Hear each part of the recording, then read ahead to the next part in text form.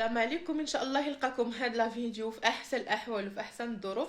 تكونوا فرحانين، الله يعطيكم الرزق ويعطيكم تيسير يا رب العالمين. فيديو جديد اليوم، الشتيوه خفيفه، واحد البرد خفيف زويون. المهم الجو زوين، الجو غزال، يا ربي تعطينا شي شتيوه على قد النفع يا ربي امين. المهم غادي نحضر معكم اختي الكرعين بالحمص على الطريقه ديالي، كل واحد وطريقه ديالو. المهم هانتوما غادي تشوفوا في لا فيديو، وغادي نوريكم اختي شنو شريت من واحد المعرض كان عندنا هنايا، كانوا مازال في خنيفره، ان شاء الله ما غادي يسالي حتى الارباح. المهم هانتوما معايا نوريكم شنو شريت بعدا من المعرض، عاد نمشيو نشوفوا الكرعين. هانتوما البنات، بالنسبه اختي للمشتريات اللي خضيت من المعرض، انا كيعجبوني المعارض شنو نقول لكم، كيعجبني نشري نتقدى من المعارض، والله العظيم كيعجبني سيرتو هذا الشيء هذا ديال الصناعه التقليديه، شي حاجه اللي كتكون مخدومه باليد. كان كتعجبني. هادو خديتهم البنات ماشي للدار، خديتهم هادو غير المحل عندي، ان شاء الله نبريزونطي فيهم لي برودوي ديالي. المهم عجبوني بهاد النويشات وهذا وعجبوني، وان شاء الله غادي تصاوب ليا حتى السيده اللي تقديت من عندها هادشي، غادي تصاوب ليا واحد السليلات غتكتب ليا فيهم زيني بلدي ان شاء الله. المهم هانتوما شوفوا كيف جاوكم البنات، هادو كاملين خديتهم ب 150 درهم، وتصاوبت معايا خلاتهم ليا ب 140 درهم باش خلات ليا هادو ثلاثه. هانتوما شوفوا كاين هذا القياس هذا الصغيور، ها هو. هانتوما شوفوا راه الثمن هنايا مكتوب 150 درهم، شفتوها؟ ها هي راه تصاوبت معايا، نقصت ليا فيهم 10 دراهم. هانتوما البنات، وحنا كنشجعوا اصلا المنتوج المغربي والمنتوج المحلي ديال البلاد، والبنات حتى هما هادو صحاب التعاونيات ما شاء الله تبارك الرحمن، حنا كنشجعوا المنتوج المغربي بصفه عامه. هانتوما البنات شوفوا هذا حتى الكاليتي ديالته زويونه، وهادو خديتهم باش كيف ما قلت لكم نحط فيهم منتوجات في المحل، وحتى الا كان عندي شي معرض نقلبهم بحال هكا ونحط فوق منهم، يعني كتجي الحطه فوق منهم بحال هذا الشكل هذا زوينه. يعني انا كنشارك في معارض خاصه. هانتوما شوفوا كيفاش غادي تجي فيه الحطه بحال هكا، مثلا نبريزونطي مثلا. هانتوما البنات مشى ليا الضو وانا كنصور، هبطت ليا المكانه. هانتوما الغزالات ديالي شوفوا بحال هكا، مثلا هذا الباك ديال الحمام، ها هو ندير فيه مثلا هذه صويبينه هكذا د النيله، تجي بحال هكا. هانتوما نهبطها هكا، جيل الدوش حتى هو يجي بحال هكا. شوفوا البنات كيفاش كتجي الحطه بحال هذا الشكل هكذا، كتبريزونطي فيها المنتوجات. تقدري كاع تحيدي هذه وتخلي غير هادو. هانتوما المهم هكا البنات، الفكره ديالي انا هكا زعما خديتهم على اساس انني نحطهم في المحل، وعلى اساس انني هكا الا شاركت في شي معرض ولا شي حاجه نبريزونطي فيهم لي برودوي على هذا الشكل هذا، فهمتوا؟ يعني نقلبهم ونحط المنتوجات فوق منهم، فهمتوا البنات؟ شوفوا هذا الوسطاني ديالو كيفاش داير، ها هو الوسطاني ديالو، ها هو. شوفوا هذا عاوتاني الكبير، هانتوما البنات غزال على مزيناتو. هذا الكبير فن، عجبني بزاف. والطبيله يا اختي، شوفوا الطبيله هانتوما الطبيله حتى هذه خديتها للمحل، حتى هي غادي نحطها هكا في الجنب ديال الباب، ونحط عليها بحال هكا، ندير شي زربيه هكا ديال زاين من التحت، ونحط فيها هاد الطبيقه هذه. وشريت هاد الطبوقه صغارين البنات، شوفوا هادو حتى هما هادو ب15 درهم باش خديتهم من عند السيده.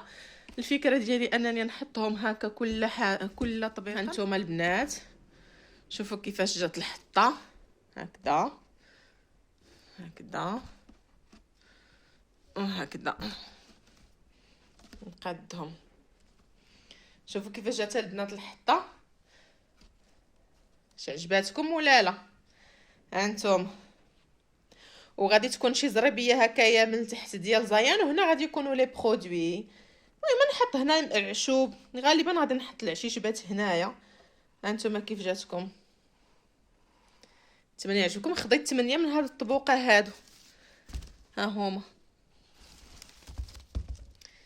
هانتوما البنات خديت 8 ديال هاد الطبيقات. المهم انا عجبوني وصافي، كيعجبني هادشي ديال الدوم. الطبيله هانتوما شوف، الطبيله البنات خديتها هي دايره 50 درهم، خديتها ب 45 درهم، 900 ريال. هانتوما وصغيوره ومحدقه وزويونه. المهم نحط فيها كيف ما قلت لكم. ايوا صافي اختي، هادو هما المشتريات ديالي. خديت الطبيله، خديت اختي 8 ديال الطبوقه من هادو، من هادو، وخديت هادو هذا فيه 3 الوسطاني وهذا وهذا وصافي. هادشي اللي خديت. دابا نهضر لكم على الباك البنات. هانتوما ما حدين نيت هنايا كنصور، انا نوريكم الباك اختي. الباك اللي داير دابا غادي نوريكم اختي الباك اللي داير ب 99 درهم البنات. باك د الحمام ب 99 درهم. باك زوين بزاف وخطير. اشنو اللي كاين عندنا البنات في هذا الباك؟ عندنا اول منتوج اللي هو تبريمه ديال العروسه البنات اللي كتصفي لينا الجسم ديالنا، كتوحد لينا اللون ديال الجسم ديالنا وكتخلي رويحه زوينه في الجسم. يعني المكونات ديالها النيله الصحراويه، العكر الفاسي، الاعشاب، الورد، الريحان، بابونج، يعني الخزامه، يعني شي حاجه اللي غزاله البنات. اكثر من 30 عشبه اللي كاينه في هذه التبريمه هذه اللي هي تبريمه العروس اختي. شي حاجه اللي زوينه دائما من انتاج تعاونيات زيني بلدي. عندنا هنا تبريمه العروس، وعندنا اختي الصابون البلدي. ها هو الصابون البلدي بالارغان وبزيوت اللي هي زوينه، من بيناتهم زيت اللوز الحلو وزيت الكوك.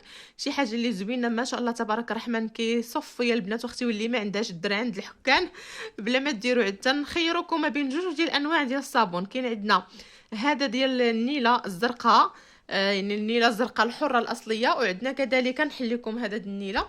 وعندنا البنات هانتوما نحل لكم، صبروا معايا اختي. هانتوما بغيتي تقاد الكاميرا ونجلس انا الارض. هانتوما البنات شوفوا كيف ما كتشوفوا معايا هنا. عندنا هنايا الصابون اختي ديال النيله الزرقاء. ها هي شي حاجه اللي زوينه البنات، يعني زوين بزاف بزاف بزاف. هذا الصابون هذا كيصفي لكم اختي البشره، وانا راه مدمنه عليه. راه عرفتي راه دوك ليطاش اللي كيكونوا تحت من البيطان وهذا راه مع المده كيصفى لكم الجسم ديالكم. هانتوما البنات شي حاجه اللي هي غزاله ورائعه. كنخيركم ما بين هذا صابون النيله وصابون العكر الفاسي، كل واحد وشنو اللي بغى. كذلك عندنا صابونه ديال النيله اختي ديال الوجه. هانتوما حتى هي كتصفي الوجه، وضروري خلاص مين تبغيو تغسلوا الوجه ديالكم باي صابون ترطبوا من موراه صافي. والبنات هذه الصابونه ديال النيله الحره كيف ما كتشوفوا معايا. وما نسيتكمش اختي من جيل دوش بالعنبر الحر اللي كيخلي واحد الرويحه زوينه في الجسم ديالكم.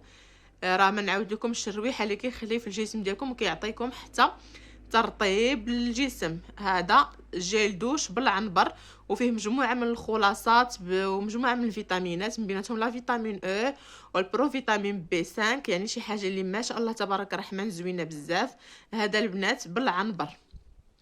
وما نسيتكمش البنات من هذا المرطب اللي كيعطي لون زوين البنات. انا غادي نحلو لكم وتشوفوا اللون اللي كيعطي. نقلب لكم حتى الكاميرا. المهم هانتوما معايا. هانتوما البنات بالنسبه يعني المرطب ومورد الشفاه، يعني شي حاجه اللي زوينه البنات بزاف بزاف. هانتوما تشوفوا كيفاش كيعطي واحد اللويه اللي هو زوين يعني للشفاه ديالنا، وكيرطب لنا الشفاه ديالنا. هانتوما البنات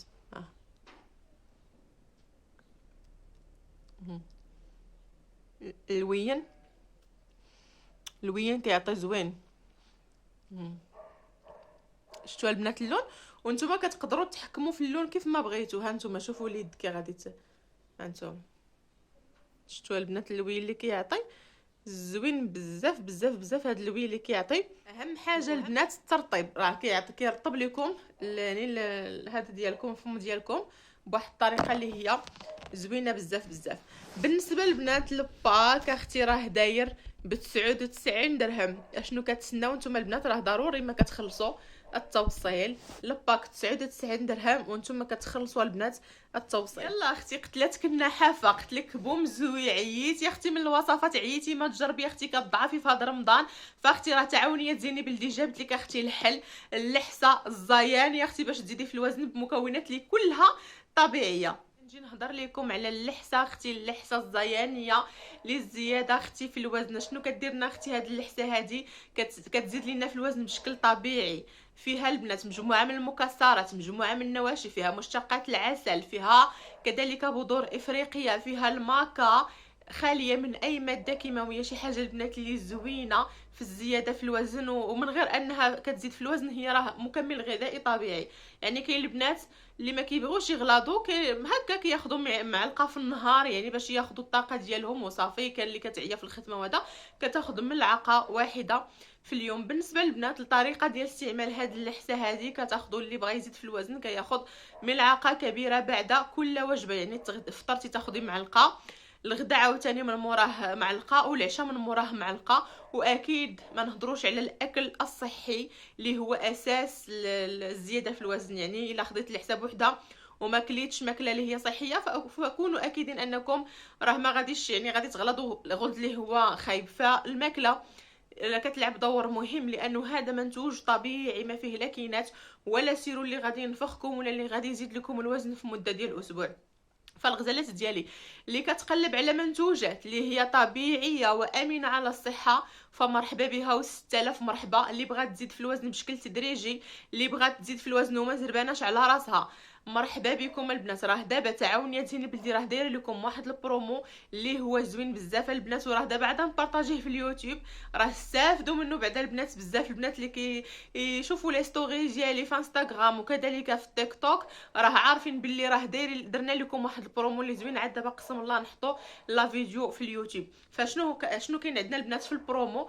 عندنا البنات في البرومو جوج ديال اللحسات، يعني اللحسه زيانيه ولا اختي اللحسه الملكيه، جوج ديال اللحسات البنات ب 450 درهم، والتوصيل مجاني فين ما كنتي في المغرب راه كتوصلك لا كوموند ديالك. اعيد البنات توصيل مجاني، وجوج القراعي ديال اللحسه فقط ب 450 درهم. فشنو كتسناو اختي الا بغيتوا انكم تستافدوا من هذا العرض هذا المحدود؟ دائما كنقول لكم راه العرض محدود الغزالات ديالي، يعني ما بقاوش فيه لي باك بزاف، لانه راه استافدوا الناس بزاف، وراه دائما الجديد. يعني راه كل اسبوع تنخلطوا البنات، كل اسبوع ولا كاين شي مرات اللي كنخلطوا جوج المرات في الاسبوع وكنخلطوا اللحسه. فما شاء الله تبارك الرحمن الناس كتذوقها وعجباتها. المذاق البنات زوين، المذاق بنين، التعليكه البنات خطيره، يعني شي حاجه اللي غزاله الريحه ديالها زوينه. كتاكليها البنات ماشي كدير لك الحرقه في سميتو هنايا في الحلق ديال كلها، فبالعكس البنات يعني شي حاجه اللي زوينه ومعشبه البنات، راه فيها الاعشاب، شي حاجه اللي زوينه. انا بعدا في نظري تنقول ان الحسه بدون اعشاب راه ماشي الحسه هذيك. يعني بغينا اللحسه اللي بدون اعشاب راه زميطه. يعني الا درتو غير تقاوت وخلطوهم بالعسل وخلطوهم بالزيت راه كتاخذوا زميطه، فهمتي؟ يعني هذاك سلو ولا زميطه ولا كل واحد شنو كيقول له. اللحسه يعني الصحراويه الاصليه راه فيها الاعشاب البنات، فيها اعشاب ديال الصحراء، واكيد كل تاجيره كتزيد الاضافات ديالها. كل وحده كتبدع في صناعه اللحسه ديالها، وكل وحده كتسمي اللحسه ديالها كيف ما عجبها وكيف ما بغات. المهم هنا الغزالات ديالي هذه تركيبه جديده ديال اللحسه الزيانيه للزياده في الوزن البنات، شي حاجه اللي غزاله بزاف بزاف. كيف ما قلت لكم اللحسه ديالتي ديال التعاوني عندنا جوج ديال اللحسات ب 450 درهم، والتوصيل مجاني البنات. شوفوا الغزالات ديالي نهضروا نيت في واحد الموضوع، الدفع البنات قبل الاستلام. دونك اللي بغات البنات اللحسه قبل الاستلام كتصيفط لنا الفلوس، عاد كنصيفطوا ليها اللحسه. الحمد لله حنا راه كنبيعوا بوجهنا، هذا هو اللي كاين، لانه شحال من وحده كنصيفط ليها وكيتعطل عليها الليفرور ولا وكتخلي لي اللحسه في الراس وكترجع لي انا روتور. واش فهمتوا الغزاله ديالي؟ باش نكونوا واضحين دابا، اللي بغات اللحسه غادي تخلص اللحسه عاد غادي تاخذها، واللي ما بغاتش واللي ما تقتش فينا تمشي لبلاصه اخرى تاخذ. كذلك عندنا البرومو ديال التحاميل، ما عنديش هنايا البرومو ديال التحاميل البنات، جوج ديال لي بواط ديال التحاميل اللي كل بواطه فيها 40 حبه ب 450 درهم، والتوصيل مجاني. يعني 450 درهم تاخذي جوج ديال البواطات ديال التحاميل وتوصيل مجاني. يعني البواطه وحده راه كدير 250 درهم، عاد نتوما كتخلصوا 50 درهم ديال التوصيل. يعني شوفوا البنات شحال نقصنا لكم.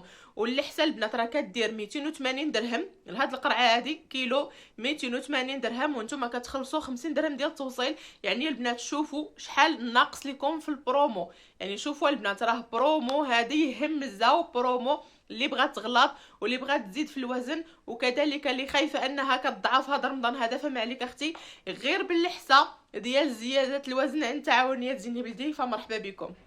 ودابا البنات غادي نجيو باش نقد معكم زعترة ولا ادوشن. المهم هنا نقيت البنات، انا كنقي فيه هكا شي عويد شي حاجه هكا ما صالحاش، شي ربيع هذا.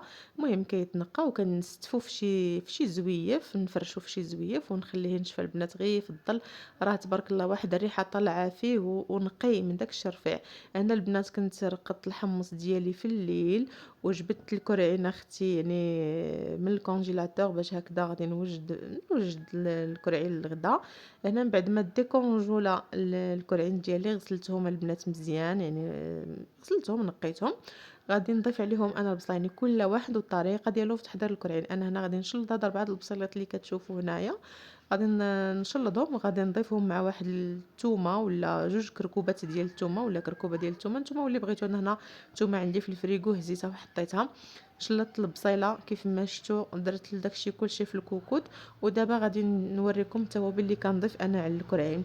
بالنسبه للبنات التوابل كنحتاج يعني التحميره معلقه كبيره، سكينجبير معلقه صغيره، كنحتاج كذلك الكمون قزبر اليابس معلقه، معلقه الخرقوم، شويه ديال البزار والملح اكيد، كويس ديال الزبيته بلديه. هنا غادي نضيف الكويس ديالي ديال الزبيته بلديه. وكذلك غادي نضيف هنايا التوابل البنات، وكل واحد والطريقه ديالو، كل واحد وشنو كيحب في التوابل، وكيفاش كل واحد كيفاش كيبغي ينسم يعني الاكل ديالو. هنا من بعد البنات ما ضفت التوابل ديالي غادي في هذا الوقت هذا راه دايره الماء غليان، يعني غادي نمرق البنات بالماء يكون سخون، بالماء يكون غليان بزاف. هنا البنات كيف ما كتشوفوا معايا غادي نغطي هادوك الكرعين كاملين بالماء، وغادي نجهد عليهم البوطه حتى تيولي يغلى ليا داك الماء يعني في وسط الكوكوت. عاد غادي نقص البوطه يعني العافيه مهيله، وغادي نسد عليها اختي ويخليه يطيب على خاطر خاطرو. هنا كيف ما كتشوفوا معايا غادي نخليه دابا حتى يغلى، ومن بعد غادي نسد عليه الكوكوت. بالنسبه للربيع والحمص كنضيفهم انايا يعني من بعد فاش كيطيب الكرعين عاد كنضيف الحمص وكنضيف الربيع.